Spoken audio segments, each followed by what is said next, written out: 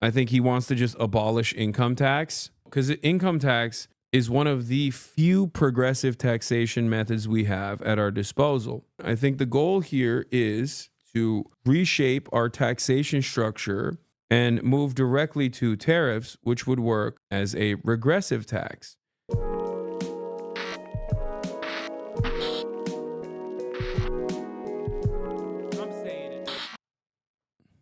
Trump just recently signed an executive order to start a trade war with Canada, Mexico, and China. Can you touch on any of the reasons he gave this executive order? Yes, he wants the American economy to collapse.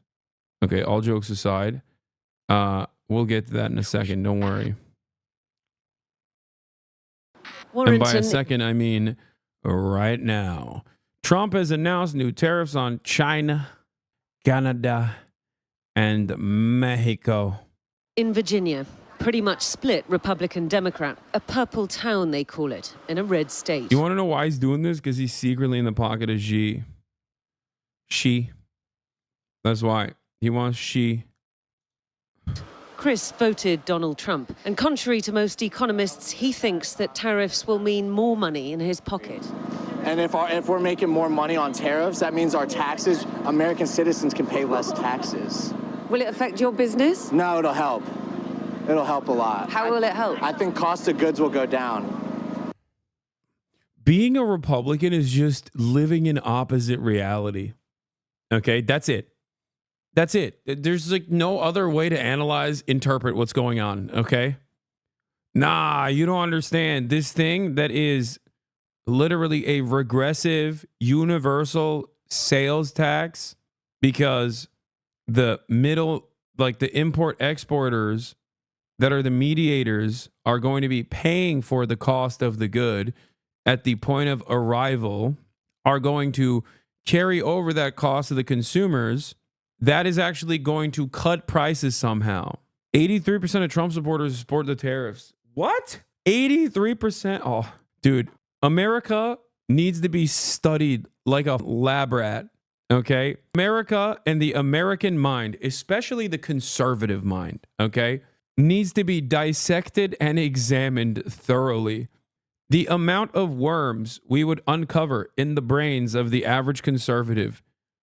Like, this is the exact opposite. What are you saying? What you are describing is the exact opposite of reality. Why? Why are you saying the exact opposite of reality? What is going on? I don't understand it. Who is telling them that this is the good thing? Okay? Who is telling them, like I can't believe I'm the guy, okay, sitting here and saying that isolationist trade policies, if not directed towards a competent, competitive domestic manufacturing, is going to simply lead to prices increasing. It's going to lead to prices increasing regardless, but it's also going to lead to prices increasing a lot if there's no domestic manufacturing capabilities for the same exact things, right? Raw materials, for example, do not often have a competitive domestic manufacturing or even sometimes the raw materials necessary. Like if you're looking for, I don't know, trees, for example, wood, okay? We get it from Canada, okay? We get it from Canada. Now, do we have an abundance of wood in this country? Yes, we have a shit ton of forests. We have not destroyed some of our forests because we're just getting it from Canada, okay? Now, we could destroy our forests and not get it from Canada, okay? We could do that. We could like gut our national parks or whatever, right? There's plenty of trees there. But even that would take time. So in this process, in the interim period, as we move to destroy our own natural resources, okay, one, Canada will obviously strike back and add tariffs to our goods that they are purchasing, okay? And also, simultaneously, in the interim period, as like the American wood industry is building up for this to compete with the raw output of the Canadian lumber industry, there would still be a ginormous increase of cost of wood. I don't know if you know this, chat, but wood is very important for building houses, especially after a massive wildfire that destroyed tens of thousands of standing structures, residential homes and businesses alike, which means there will be additional demand for wood. So slapping 25% tariffs on all Canadian goods right after a wildfire happens is choice. It's an interesting choice. What is this world of statistics? In the United States, 54% of adults have a literacy below a 6th grade level, 20% are below 5th grade level, and 21% are illiterate. What? Ay, that is not good, dude. Holy shit. We're going to reach a new record, baby. This is where they get their news. Oh, What are you going to do? Yeah, I saw this. Newsmax host taunts people complaining about migrant deportations of Latinos by eating a taco on air. Will you come take it out of my ham? I'm going to eat half this plate during the break. Maybe I'll call the ICE hotline. I don't know if I'll have enough time. Sure. All kidding aside, it was actually really good taco. These people broke the law. They broke the law to get here. I can't say what I think should happen to this person because I would get banned and it would make some of my most vocal haters very elated, very excited. Okay? But you can't stop me from thinking it. At least until the Neuralink chips kick in. You know what I mean? And then you're immediately prosecuted for thought crimes. You know? I can't say it out loud, but I can think it. And you can't stop me from thinking it. Wow. Just ruthlessness, pure cruelty, no politics, just politics of spite, anger, resentment, hatred. Awesome. Great stuff. Trump supporting companies will likely be granted exemptions from these new tariffs like in his previous term. That's what I said as well. Okay? That's what I suspected as well when he talked about tariffs, because he had done this in the past. That he's going to use tariffs and who gets hit with the tariffs, not like everyone that is purchasing goods from Canada and China, but instead the companies that are aligned with Trump will get exemptions. I don't know if it'll happen this time around.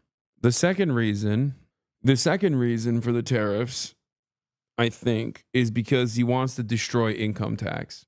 I think he wants to just abolish income tax and make it so, because income tax is one of the few progressive taxation methods we have at our disposal. And even then, there are so many mechanisms for the wealthy to avoid paying a fairer share of their taxes. That's why the effective tax rate for the average American is around like 40%. Whereas for the super wealthy, the 1%, it's 0.01%, right? That is a massive, massive disparity. That is in spite of the progressive taxation structure we have for income tax. Now, Donald Trump is openly, I think, trying to change the structure away from income tax in its entirety and only make Americans pay with tariffs. I think that's what's going on. I think the goal here is to reshape our taxation structure to move away from the last progressive taxation structure and eradicate it in its entirety and move directly to tariffs, which would work as a regressive tax, like sales tax. Sales tax is a regressive tax. Okay? The way tariffs work in this process would operate like a federal sales tax. Okay?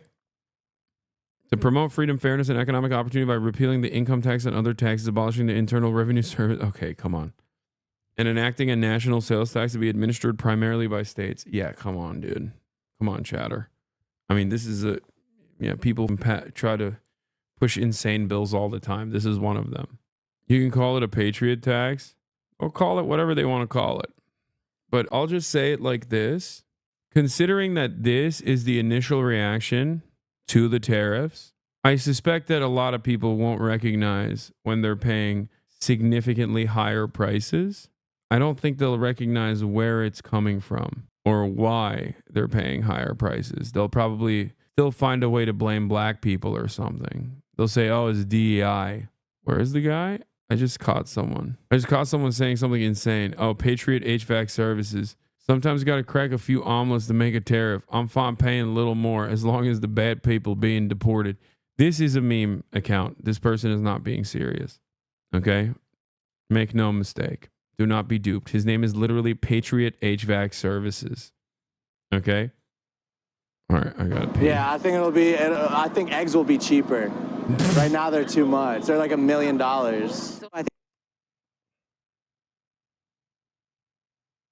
Amazing. Amazing. Thank you. I think a lot of people are still in the dark about what exactly tariffs mean and what it's going to mean for the bottom line. They assume that it's going to affect the countries that are importing to us without realizing that, you know, companies have to pass that along. There's just no other way to do it. Yeah, and it's the importing company that has to do something with the price, pass on the price. Exactly. Yeah, it's definitely going to trickle down and not in the way that not in a good way. Further down the road in Culpeper, a Trump supporter with views that bit more militant about the US's largest trading partners. We're shelling out for them to do nothing. Now it's going to be like either equal or let's catch up for all the the cheating that's been done on us. If inflation dominated people's economic concerns around the US election, it focused on two issues: the price of eggs and the price of fuel. For all its massive oil reserves, the United States still imports a lot of crude oil, and most of that comes from Canada. That's why President Trump says he'll only impose a 10% tariff on Canadian crude oil, not 25%. But even so, it will likely translate into higher prices at the pump. Sonia Chavez from El Salvador says that most of what she needs in her bakery comes from California. But she thinks that tariffs will mean price hikes across the board, and so she'll have to follow suit. I think it's going to be difficult, she says, because at the end of the day, it's the consumer who will pay.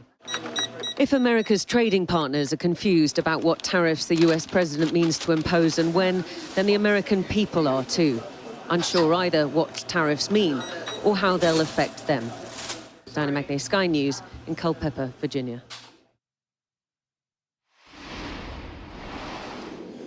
Well, in the last few moments, we have been getting more detail about those tariffs. A White House official has said President Trump has signed 3 separate executive orders enacting tariffs on Canada, Mexico and China, one for each country. 25% tariff on Mexican imports, a 25% tariff on Canadian imports, excluding energy products. We know that the US gets a huge amount of oil from Canada. A tariff on energy products is 10%. There'll be a 10% tariff on Chinese imports. Now, interestingly, there's going to be a retaliation clause, as it's called. To quote, there is a retaliation clause so that if any country chooses to retaliate in any way, the signal will be to take further action with respect to likely increased tariffs. So we are getting more detail all the time about what President Trump has in mind when it comes to tariffs on those 3 countries. Keeping across that, of course, throughout the evening here on Sky News. Well,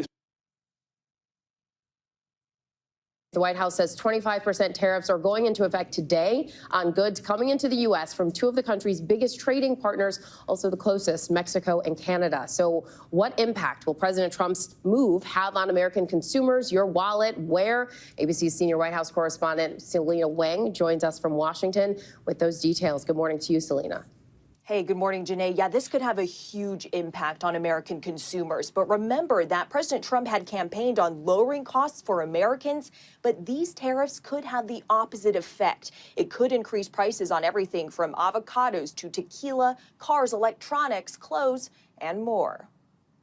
This morning, President Trump is gearing up to impose steep tariffs today on America's biggest trading partners, a move that could raise prices at the grocery store and the gas pump. There could be some temporary short-term disruption, and people will understand that. Trump campaigned on lowering prices for Americans, but admits now that his tariffs could cause disruptions. The president hitting Canada and Mexico with 25% tariffs and 10% tariffs on China, blaming those countries for illegal migrants and drugs coming into the U.S. and for America's trade deficit with these trading partners. They've treated us very unfairly. Experts say American families could pay $830 more on average this year because of those tariffs, with higher prices for fresh produce, alcohol, clothes, electronics, cars, and more. And those tariffs on oil and gas could hike prices at the pump by as much as 70 cents per gallon. I pressed the White House on those higher prices. Can you guarantee that those tariffs won't increase prices for Americans, including at the gas pump and the grocery store? I think Americans who are concerned about increased prices should look at what President Trump did in his first term. Studies have repeatedly shown that Trump's first-term tariffs hit American companies and consumers the hardest, and Trump's move threatening to spark a trade war. Canada's prime minister says they're ready to hit back. If tariffs are implemented against Canada, we will respond. We won't relent until tariffs are removed, and of course, everything is on the table. So tariffs are taxes on goods that U.S. companies and importers pay, and then they largely pass on those higher costs to U.S. consumers. And Janae, some companies are also warning that this could put millions of jobs at risk here in America. The impacts remain to be seen. Those impacts remain to be seen, Selena. And we're also learning new information about President Trump's plans to fire FBI agents. What can you tell us about that? Yeah, Janae, so sources are telling us that the Trump administration is compiling a list of FBI agents to fire or force out. We're told that the administration is specifically looking into people who worked on investigations. JD Pondon. He said the FBI will pay for its crimes against revolutionary black leaders in this country. Oh, the Chamber of Commerce is not happy? Well, I'm shocked. Statement from the U.S. Chamber. Tariffs are not the answer. Washington, D.C., U.S. Chamber of Commerce Senior Vice President and Head of International John Murphy released the following statement regarding President Trump's announcement that the administration will implement 25% tariffs on Canada, Mexico, and 10% tariffs on China. The president is right to focus on major problems like our broken border and the scourge of fentanyl, but the imposition of tariffs under the IEEPA is unprecedented and won't solve these problems. It will only raise prices for American families and upend supply chains. The chamber will consult with our members, including Main Street businesses across the country impacted by this move, to determine the next steps to prevent economic harm to Americans. We will continue to work with Congress and the administration on solutions to address the fentanyl and border crisis. Yeah, not happy is right. Wasn't Carl Icahn, who was totally on board with Donald Trump? Like the thing that separated him from Trump was when he put tariffs on steel. He was like, you can't do that. You know, all of these like squishy libs or people who present themselves as liberals when they're like, you know, obviously right-wing billionaires in general, have no issues with like all of the death and devastation that Trump will cause upon marginalized populations. But the moment that their bottom line is impacted, they're like, whoa, whoa, whoa, whoa, whoa. It's not like that. It's not like that. What's happening? I don't understand why he does this. Can you explain it to me? I'm dumb, lol. I think that there are two reasons why Donald Trump wants to do this. One, because Donald Trump wants to utilize the tariffs as a mechanism of pressure for sectors and industry leaders to basically kiss the ring. You kiss the ring, you don't get hit with tariffs. Because remember, for those of you who still don't understand this, because I've talked about it a million times over, tariffs don't actually work in the way that Trump claims it does, right? Tariffs don't actually work in the way that, maybe to your surprise, the Republican Party has claimed it works. You're not actually putting a tariff on the country, right? You're not putting a tariff on like China, and China is paying for the price of said tariff. The tariff is an entry fee, okay? A tariff is an entry fee. So it's not actually the Chinese companies that are paying for the tariff. It's actually the American companies that are tasked with importing the goods that are paying the tariff at the point of entry. That's it. So it's actually American manufacturers that will now get a more costly good overall.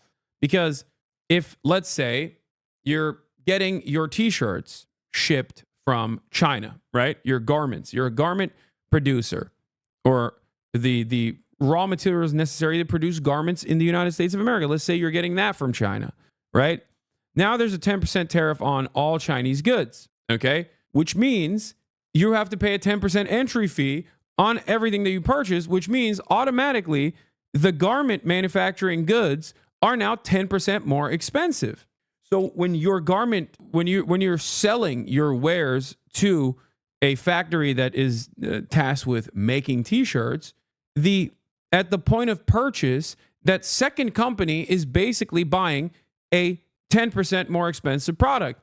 If a bulk purchase of t-shirts is $100, now it's going to be $110, right? And when that happens, and that t-shirt manufacturer takes $110 worth of t-shirts now that previously was $100, they are going to increase the price of all of the t-shirts that they're making so that they can carry the cost over to the consumer, right? So now the product, like the cost of the good necessary to make this product is increased. The cost of the product is increased overall.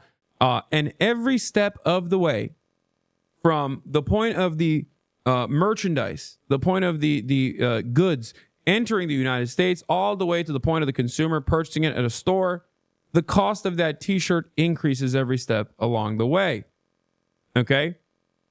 And you, as a consumer, end up paying the price. The money made by the tariffs, the additional money, goes to the federal government. Now they have extra money that they can work with. Okay? And you, the consumer, are technically subsidizing that money. This is the reason why tariffs can be seen as a federal sales tax. Okay?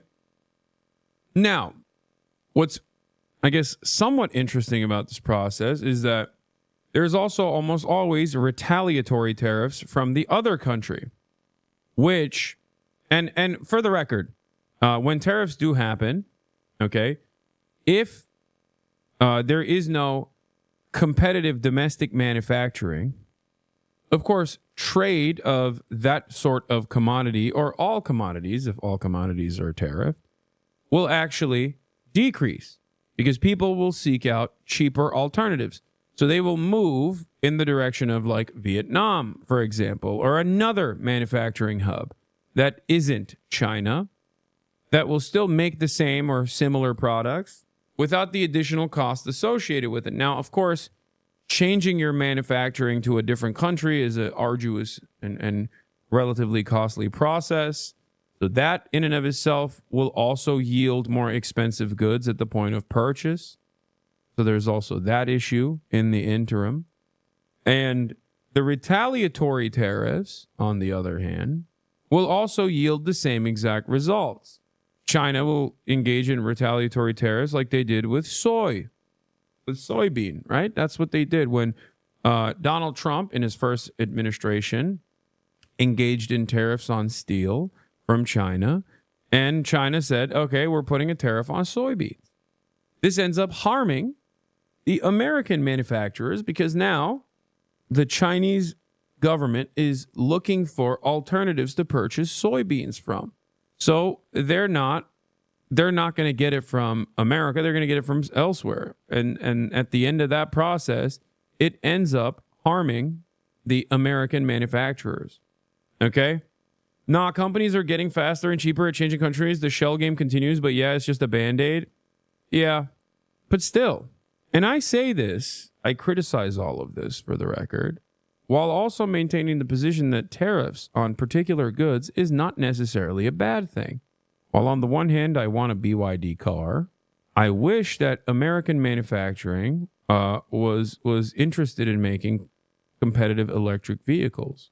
So while we do actually maintain some understandable trade isolationist policies when it comes to car manufacturing, for example, in an effort to preserve and protect our manufacturing sector and automobile manufacturing, the American manufacturers are also not using this as an opportunity to create better products overall, but instead products that hyper-focus on avoiding CAFE standards and building larger and larger tank-like structures in a country where the Ford F-150 is the most popular vehicle.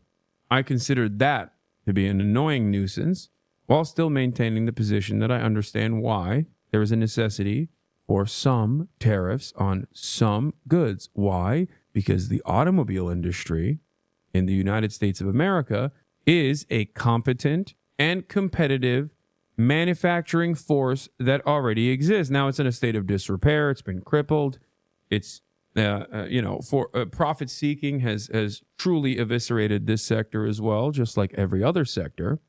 But it still exists, and there are thousands of American laborers, union laborers, good union jobs that are readily available at the assembly line. Ironically enough, tariffs even impact those guys, at least these tariffs that we're talking about. You might say, Hasan, why? They're making the cars in America. That's a F-150, baby. Arctic Monkeys intensifies, right? Here, I'll play it real quick. Actually, I kind of want to hear it. Why is my freaking internet so slow? Yeah. What are you talking about, Hank? An American-made Ford F-150 is made in the United States of America, touched by American hands. No goddamn common Chinese touches these beautiful truck nuts that I put on the back of my Ford F-150. Designed for perfection. Designed to make me forget about family court and how Deborah left me. That's what the Ford F-150 is made to do. So that when I drive down to Harbor Freight to purchase my non-Chinese made tools that I'll be using on my shed, my fuck shed that I'm building right now to forget about Deborah, I feel like a real man as I drive over a bunch of children over the crossroad walking to school because I can't see them in my field of vision because I purchased a Ford F-150 that, in order to avoid cafe regulations, is increasingly grown larger and larger year over year. Do I need this much truck? Of course not. I've never towed anything. But having said that, I still need that much truck. Okay. Anyway, yeah, if you can't see the children, it doesn't count. So, how do tariffs actually impact American manufacturing, even the auto industry? Great question. Great question, Hasan. Let me answer, Hasan. A lot of the cars and their parts that are being manufactured or at least being assembled on assembly plants in the United States of America are actually being manufactured in Canada and, more importantly than Canada, Mexico. So when these tariffs are placed upon Mexico and Canada, as Trump has claimed he's going to do, as he's signed into law as of today, what ends up happening is the engines that are being made in Mexico are going to be more costly. The parts within the manufacturing are going to be costly, which will then increase the cost of goods that are being domestically produced because they're being domestically assembled, but they're still being produced, or at least parts of them are still being produced globally. This is the reality of global trade, okay? This is something that is impossible to avoid. We have designed society in a way where we're maxing out, I guess not necessarily efficiency, but we've designed society in a way where we max out profits. And therefore, goods that even are assembled or manufactured in the United States of America will end up seeing massive cost increases and supply shortages, especially in the interim period. Because a lot of these cars still very much having their parts manufactured in Mexico. So even if you need a part to fix your car, it's going to be more costly for you. Something to remember, something to consider. The more you know with Hasan Hasanabi Piker. Yeah, the auto supply chain between Canada and the U.S. are extremely integrated. There's some stat that says parts cross the border 8 times prior to final manufacturing. The tariffs are horrible for everyone but the oligarchs. So how is it that BYD cars are able to be so cheap if not employing slave labor practices? BYD score at the bottom of Amnesty Human Rights scores, though. They are cool, but how do they keep them so cheap? Do you think it's because they're employing slave labor? Or do you think it's because it's insanely subsidized by the Chinese government, which understandably sees more value in virtually gutting any kind of competitive European car manufacturing business Unsure, wondering what your opinion is? No, it's the subsidies. Yes, workplace conditions are worse in China. That much is 100% a certainty. It's not like the nets and slave labor that people, understandably used to point to. Okay, it's not like China is utopian with labor rights for sure. Okay, this is currently not the case. Having said that, however, a big part of the reason why it's cheap is, aside from the cost of living being cheap and therefore wages being cheaper, a big part of the reason why the Chinese manufacturing is insanely cheap, okay, is because they heavily subsidize it, because the Chinese government understands that creating good, competitive products that people want yields two tremendous results. One, improves your soft power capabilities, improves your overall outlook around the globe. Think about the love and admiration I have as a Turkish man to the wonderful car manufacturers of Toyota. That's important. That's very important. I love Toyotas. Okay? I love that shit. I love Toyotas. They're incredibly affordable. They're incredibly reliable. They will. Even fun fact. I bought my brother a Toyota RAV4 recently, a plug-in hybrid Toyota RAV4. We are a Toyota family. Yeah, I bought it for him because he's getting married. He's gonna have kids, and I wanted him to have a affordable, reliable vehicle. Babam Toyota gibi adam. Yep. Do you think they're as reliable as our boy who did your brow? Okay, listen, that's just different shit. Don't focus on that. What's the road noise on the RAV4? I was thinking of getting one. I mean, it's a plug-in hybrid, so I don't think it's very loud. But that shit goes, it is crazy. It goes forever, dude. 90 miles per gallon is insane, brother. It's not 90, I don't think. Cheap? Could have bought something nicer? Come on. Wait, what? What do you want me to buy him? A Lambo? What do you mean? I wanted him to have an incredibly nice car that is reliable and also has good gas mileage. I could have bought him an expensive car. The issue is expensive cars have worse gas mileage. He also couldn't get an all-electric vehicle, one, because of obviously distance concerns, but also beyond that, he doesn't have, expensive cars are expensive across the board. It's obviously not an issue for myself, considering, my financial circumstances, but that would be an issue down the line for my brother, considering his financial circumstances. Also, it's still it's not a cheap car. What the I personally would have gotten my brother a Bugatti, but that's just me. He already is a car guy. He already has a Porsche. Yeah, the middle. As you guys know, he has the Cayenne. He got like a 2001 Cayenne, and he souped it up like insanely, but he's beaten it to the ground. I mean, the Cayenne he got, by the way, he has a Porsche that he bought for like $4,000, by the way. It's not, or something insane. I think he was like $4,000 or $5,000. So it's not like he didn't he didn't really splurge. Okay, the problem is he also uses that shit, and his fiance's car is a busted ass Kia that is unreliable at this point and has no assurances on whether it works or not. So I got him a new Toyota RAV4 because I wanted his other car to not be his other car to be like a real family car. And before you say, oh, well, the Cayenne parts are expensive, it's not expensive for him because this dude will literally design the parts himself. He has all the tools in my goddamn garage. You know this already. You know this because you hear it. You hear it in the background of my stream whenever he chooses to use the power tools. So he'll go and he'll get like cheap metal. He'll drive 30, 40, 50 miles out of the city to purchase metal that is like 10 cents cheaper. And I'm like, dude, you literally spent more money on gas in this process. When you say Cayenne, I assume you mean Cayman, the little roadster. No, he has a Porsche Cayenne that he off-roads with.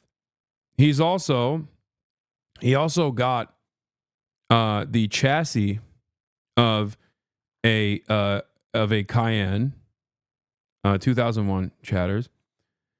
He also got a chassis of a Cayenne, cut it, and built a trailer from scratch that he also takes out when he's going off-roading and shit. It's crazy. He's my goat. Hamas is laying siege on Turkey. Take a look. This is insane. I love this so much. Sabra Humis. Hamas is laying siege on Turkey? Yeah, I don't think so. Anyway, I don't think Hamas is laying siege on Turkey, but let's watch American Hostage and 2 others released. And then after that, side note, new DNC chair famously said Hasan Piker is right while ignoring everything you said on CNN. Oh, yeah. Thanks for having me on tonight. And actually, I think Hasan's right in most of what he says there. And particularly... Yeah. This is the new DNC chair chat.